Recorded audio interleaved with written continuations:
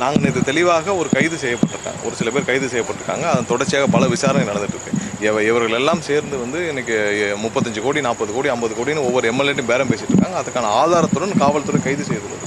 So இது ஒவ்வொரு நாள் நடந்துகிட்டே வருது. ஸோ அதெல்லாம் வந்து தினந்தோறும் எல்லோரும் நம்ம இதில் பார்த்துட்டே இருக்கோம். ஸோ அவங்க எங்கே வேணாலும் வந்து ஆளுநர்கிட்ட புகார் அளித்த மாதிரி பாருங்க, அவங்க வேறு வழி இல்லாமல் இன்றைக்கி ஆளுநரிடம் போய் கதறிட்டு இருக்காங்க. சரி, அவர்கள் 5 வருஷம் அவர்கள் என்ன லட்சணத்தில் ஆட்சி நடத்தினாங்க தமிழக மக்கள் பார்த்து அதற்கான விளைவு தான் இந்த தேர்தலில் அவங்க அளித்த வாக்குகள்.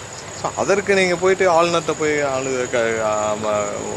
கதறியோ இல்லை அங்கே போய் அழுதோ ஒன்றும் பிரயோஜனம் இல்லை. நீங்கள் மக்கள்கிட்ட நல்லபடியாக நடந்து கொண்டால் இந்த பிரச்சனை வரப்போகுது. ஸ்டாலின் வந்து சொல்கிறாரு, நாங்கள் 30 நாள் தான் இந்த கவர்மெண்ட் இருக்கணும். 30 நாளில் ஸ்டாலின் மிகப்பெரிய தலைவர் ஆயிட்டாரா? தேர்தல் முடிஞ்சு 40 நாள் ஆச்சுல. இந்த 40 நாளில் மிகப்பெரிய தலைவர் இல்லை மிகப்பெரிய ஆளுமை ஆயிட்டாரா? நீங்கள் 5 வருஷமே ஒன்றும் செய்யலைன்னு தான் மக்கள் இந்த ஓட்டு போட்டாங்க. அப்புறம் 30 நாள் இந்த அரசு தாங்காதுன்னு ஒரு கல்யாண வீட்டில் பேசுகிறாருன்னா 30 நாளில் ஸ்டாலின் மாபெரும் தலைவர் ஆயிட்டாரா? அப்படிலாம் இல்லை.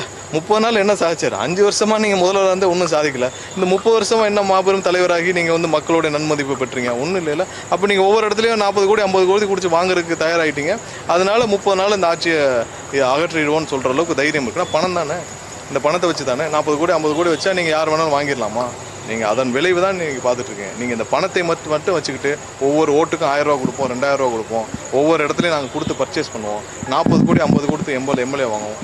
எந்த தைரியத்தில் அவர் சொன்னால் 30 நாள் தான் இந்த ஆட்சி இருக்குன்னு சொல்லிட்டு 120 எம்எல்ஏக்களுடன் வலுவாக கூட்டணி ஆதரவோடு நாங்கள் இருக்கிறோம்.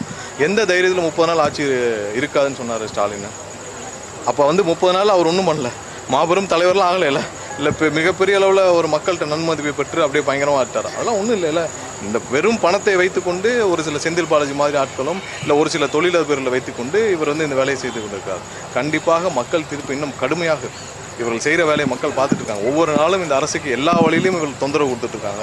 அதை எல்லாம் மீறி மக்களுக்கான நல்ல பணிகள் தொடர்ந்து செய்வோம். என்ன வேணாலும் செஞ்சுக்கிட்டோம். மக்கள் எங்களோடு இருக்காங்க. நாங்கள் எதற்கும் பயப்படவில்லை, யாருக்கும் தயங்கவில்லை. மக்களை தவிர வேறு யாருக்கும் பயப்படாது இந்த அரசு. கண்டிப்பாக அதனால தான் சொல்கிறேன், இவங்க வந்து இன்றைக்கி திமுகவை சார்ந்தவர்களும் மிரட்டுறதுனால தான் இந்த புகாரே ஆயிருக்கு. இல்லை திமுக சார்ந்த நபர்களும் இன்னைக்கு மிரட்டுறதுனால தான் இந்த புகாரே ஆயிருக்கு. அவர்கள் சார்ந்த நபர்கள் இப்போ மிரட்டப்பட்டு இன்னும் கடுமையாக ஒவ்வொரு இடத்துலையும் ஒவ்வொரு எம்எல்ஏக்களையும் அவர்கள் தனிப்பட்ட முறையில் கூப்பிட்டு மிரட்டி பல பேரை பற்றி சந்திச்சிருக்காங்க. ஸோ எங்கெங்கெல்லாம் ஆதாரம் இருக்கோ, யாரெல்லாம் ஆதாரம் இருக்குதோ அவங்க ஆதாரப்பூர்வமாக புகார் அளிச்சுட்டு வராங்க. பார்ப்போம் இன்னும் எத்தனை முன்னாள் திமுக அமைச்சர்கள் ஸ்டாலின் தூண்டுதல் பேரில் இல்லை உதயநிதி தூண்டுதல் பேரில் இந்த மாதிரியான வேலைகளை செய்கிறாங்களோ அவங்களாம் சிக்கி சட்டப்பூர்வமான தண்டனையை எதிர்கொள்வாங்க. பட்ஜெட் எப்போது தாக்கல் செய்யப்படும் சார்? ஆட்சிக்கு வந்து 1 மாதம் ஆயிடுச்சு. இல்லை பட்ஜெட் அந்த எல்லாம் முடிவான பிறகு அறிவிப்போம். நன்றி. ஓகே.